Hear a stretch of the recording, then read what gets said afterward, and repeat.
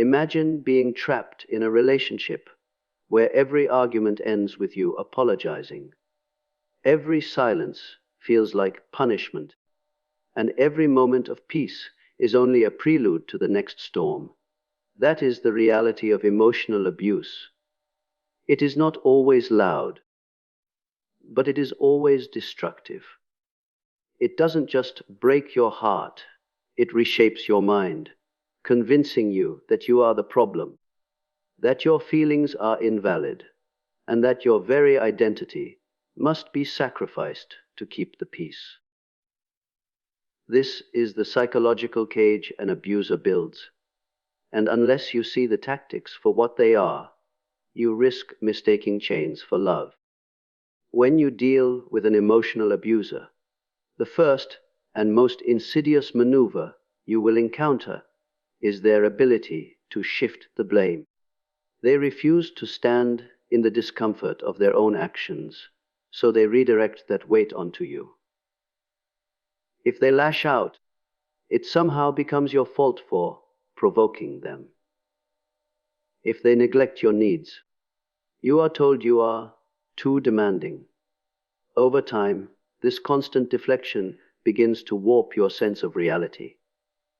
You no longer ask, "Why are they treating me this way?" but instead, "What did I do wrong to deserve it?" That question is the psychological trap, because it conditions you to internalize guilt that was never yours to carry. Jung once observed that what we repress in ourselves inevitably appears in our projections onto others. The abuser, unable to face their own shadow, casts it onto you. And the more you accept their narrative, the deeper you step into a role that was crafted to conceal their flaws. The tragedy is that many victims begin to wear this blame as if it were their identity. But the truth is simple: their darkness is not your burden. Never mistake their inability to face themselves as evidence of your inadequacy.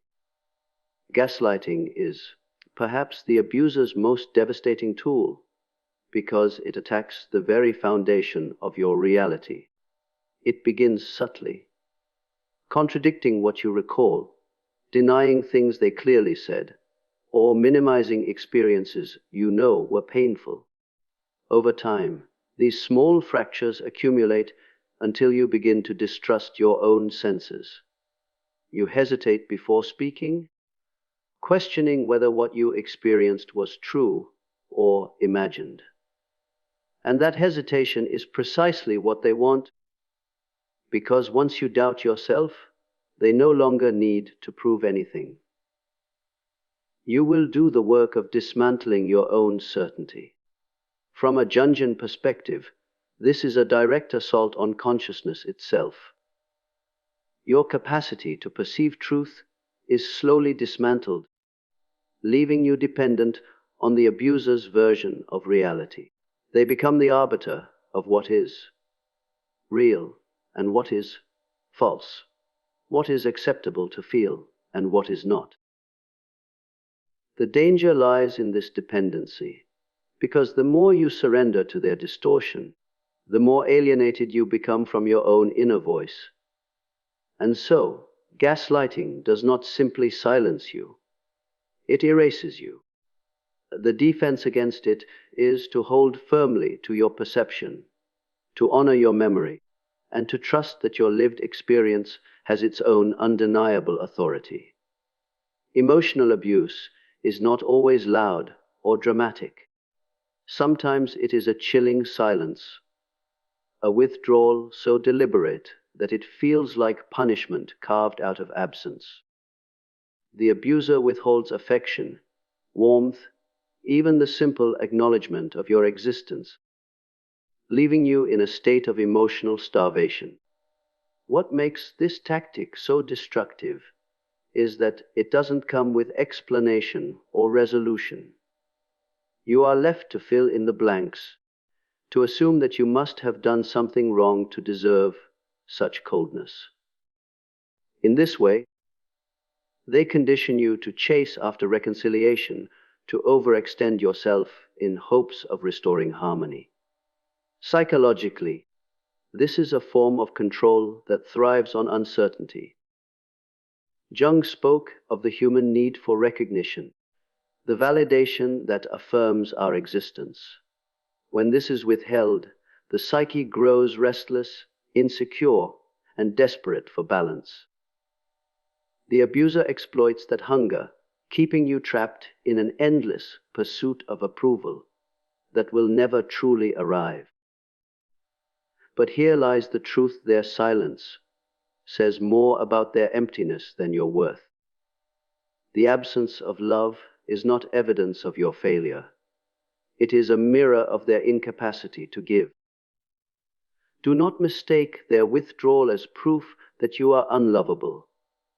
There is a kind of punishment that does not shout, does not strike, and yet leaves wounds just as deep: the silent withdrawal. The emotional abuser understands the power of absence. By refusing affection, by withholding attention, or by retreating into cold indifference, they create a vacuum that pulls at your very core. This silence is not neutral, it is calculated. It communicates, "You are not worthy of my presence until you bend to my will."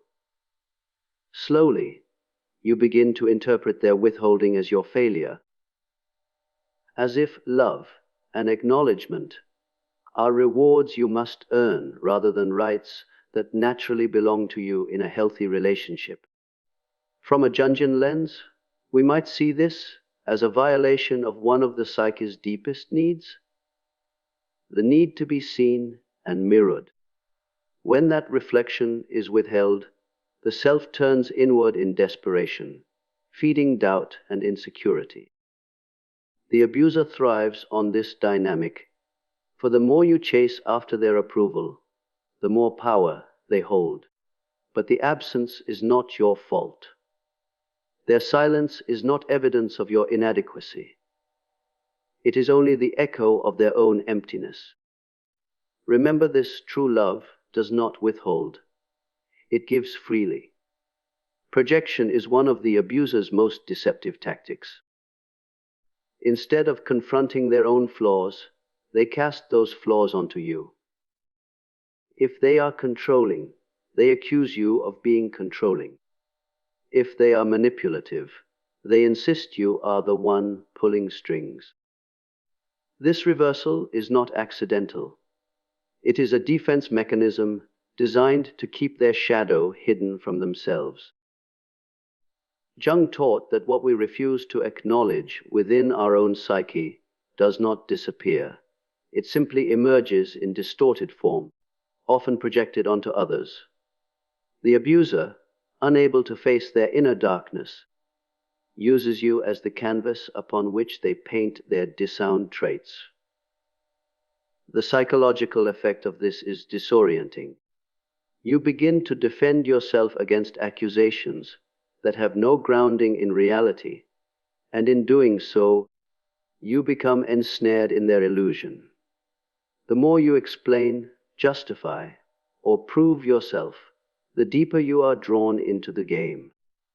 That is the trap, because energy spent defending against false accusations is energy diverted from seeing the truth of who they are.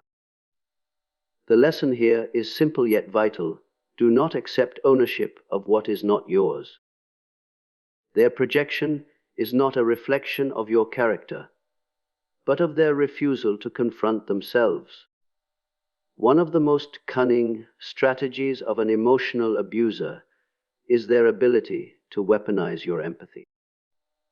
They sense your natural inclination to understand, to forgive, and to nurture, and they twist it into a mechanism of control. When confronted with their cruelty, they present themselves as the true victim, overworked, misunderstood, or carrying the weight of some past wound. Suddenly, the focus shifts from your pain to theirs. Instead of holding them accountable, You find yourself comforting them, excusing their behavior, and rationalizing their mistreatment as the product of their suffering. From a Jungian perspective, this is a manipulation of the archetype of the healer within you, the part of the psyche that longs to mend what is broken. But here lies the paradox: your compassion becomes the very chain that binds you. The more you pour into them, the emptier you become, and the less they are required to confront their own shadow. In essence, your empathy is exploited not as a bridge to connection, but as a shield for their dysfunction. It is noble to care, but dangerous to be consumed. Remember this. True compassion cannot exist where your dignity is denied. Perhaps the most disorienting tactic of all is the cycle of chaos and calm. The abuser creates storms of conflict, accusations, arguments, sudden withdrawal, and just when you are at the breaking point, they offer a fleeting moment of peace. This temporary calm feels like relief, even intimacy, and you cling to it as proof that things can get better. But soon enough, the cycle resets, and the chaos returns with even greater force. What is truly dangerous about this rhythm is that it conditions you to accept instability as normal, and to believe that the only way to preserve harmony is by changing yourself. Psychologically, this dynamic mirrors an addiction. The nervous system is trained to crave the short-lived rewards, even while enduring long stretches of suffering.